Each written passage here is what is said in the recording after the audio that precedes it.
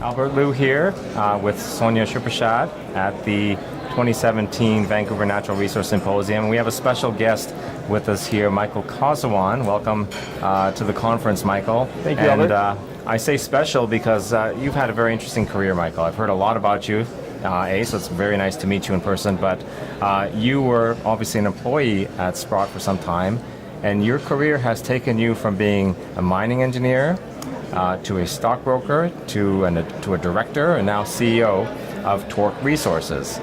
So would you first tell us a little bit about these companies, Torq and, of course, Auryn Resources? Sure.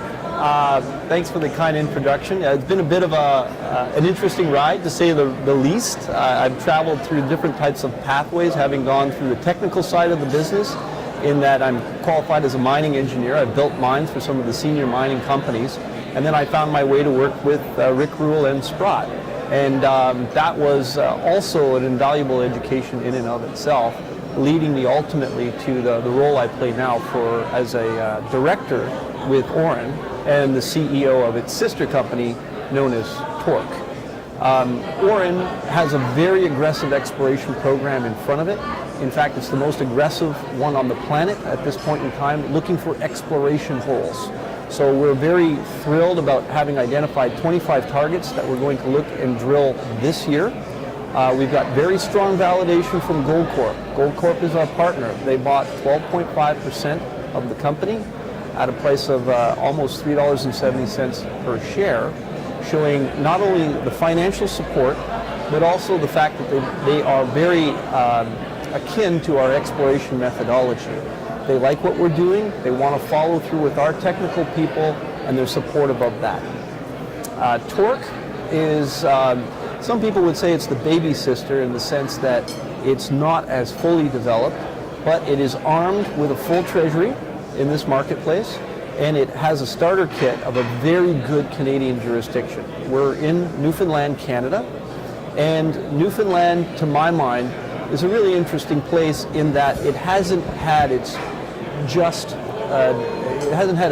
exploration program really done to it. It hasn't been systematically explored in the manner that I think it really should is more fitting for that type of geology and region, especially given that it's a Canadian frontier that's been largely overlooked due to a series of circumstances that have affected it. So with the advent of recent discoveries, I think people's paradigm with respect to that region is starting to change. And so while you were at Sprott, people don't know this maybe, but you and Sonia were actually colleagues. So I expect you have some pretty good questions to ask for Michael. So there are many junior mining companies, obviously quite a lot of them in Canada. So what makes Torq stand out from other junior mining companies in Canada? Well, it's about pedigree and treasury. I mean, to use a bit of a pun, pedigree, I like to look at management. We've always been aware, or as an investor or former stockbroker, you always look at managements that have been there and done it before. And I'm very proud of our history in that regard, with regards to a management team that has developed grassroots style projects and matured them to a level that they've been acquired by more senior companies and more senior entities. So the technique in getting and instilling that kind of creation of value through the discovery process is not unknown to the people who are currently within the boards of both Torq and Auryn.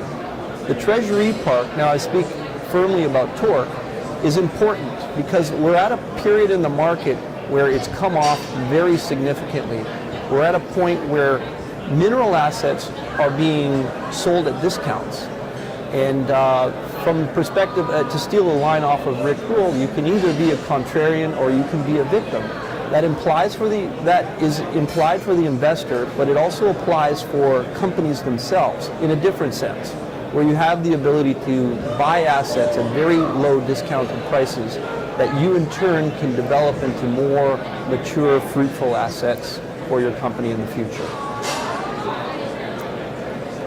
Michael, I noticed that you guys in your presentation put a lot of emphasis on scalability and also the jurisdiction. So you can talk about both of those and what they bring to the equation. I'm glad you brought that up, because I think scalability is very important right now because of what's going on in the industry. Right now, well, let me distract you a little bit with a story. 50% of the capital that's been raised in 2017 has been direct investments from senior mining companies. They're doing it because they're strategic, intelligent acquirers of these types of companies and looking at ventures that they think they will be able to expand upon and grow. So a district concept. They are more interested in the appeal of what a larger tract of ground represents to them. It gives them longevity, it gives them the ability to find more deposits along that mineralized trend, and it makes more sense for them in the economies of scale perspective. That's perfect for us.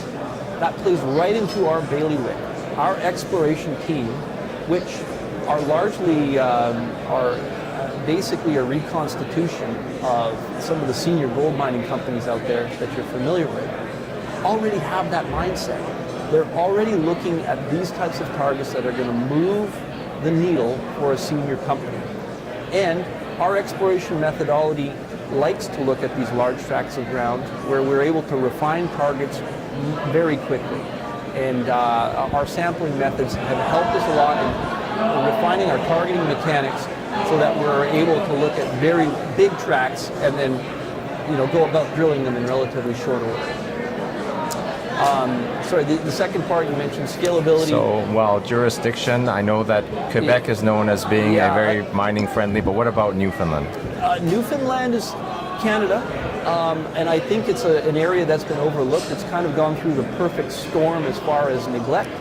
It is a region in Canada that is, there were companies there before, but when they were getting successful, they became more successful elsewhere. So they followed those other ventures. Or what happened is they were in the province, and then they got hit with an all-out bear market, which made funds dry up relatively quickly. But again, going back to being in the bear market or someplace in the trough of this kind of a market, you have the ability to upgrade geopolitically. So you're still able to acquire those Canadian or North American style assets at this point in time. And that's where our focus has been. But you're always trading off this potential versus problems type of a scenario when you become an asset acquirer. So that's not to say we're exclusively going to be in Canada, but for this point in the cycle, I think it's a very, very rich place to look.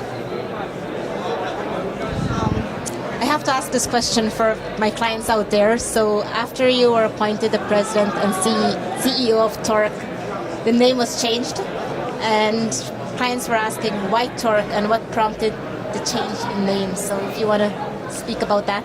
Well, the idea was to rebrand the company. It was very important to change it from its predecessor company to being a precious metals focused exploration group with a new management team instilled in it that had a new rigor and wanted to look at these types of precious metals assets that could show these higher margins. With our management team we've already had an eye toward looking at assets that we believe that senior companies are going to want to acquire and help create that value for them.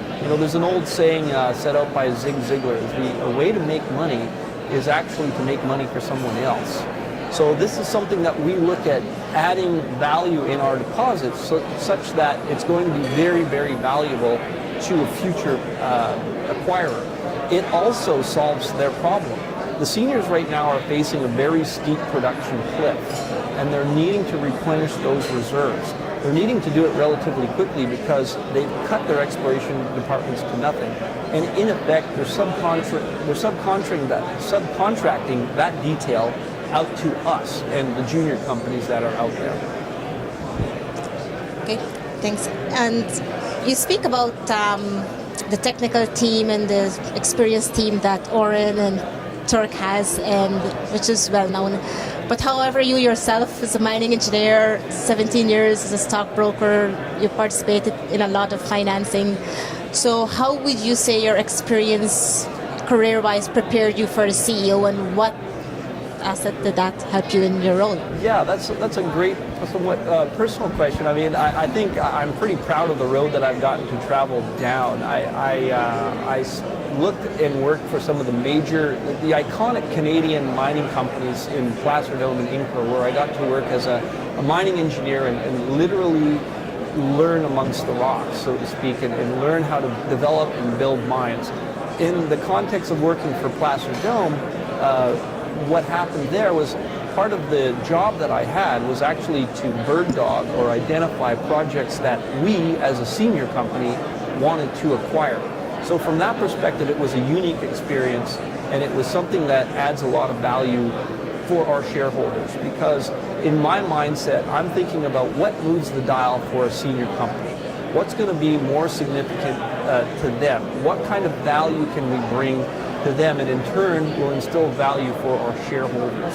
So that mindset was very important. The other thing that I got to do was work as an explorationist. So in between those stints, I lived in places like Southeast Asia. I also lived in South America, Peru specifically, and of course Northern Ontario. So I got to ramble around in different jurisdictions to see what it's like on the ground. What does it take to graduate a grassroots type of a project up to those higher levels that start to reduce risk and expand upon that resource base. So those issues from the technical sense, I think, are very unique. Add to that, I was fortunate enough to meet a gentleman by the name of Rick Wool in Toronto. And realistically, I thought my set of skills were best to be used as a researcher. But we both know Rick fairly well, and he made a very cohesive argument as to why being someone who was on the sales side or the financial side could be a much more lucrative choice for a young fellow like me. And I took his advice, and I'm glad I did, and learned that there was an entirely different world that I didn't completely understand, and I got to learn it at the steps of one of the greater investors in the resource space.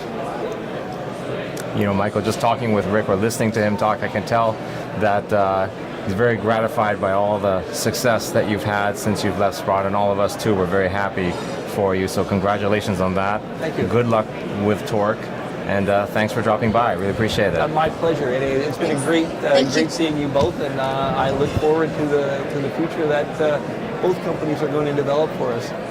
That's Michael Kosowan, President CEO of Torq Resources.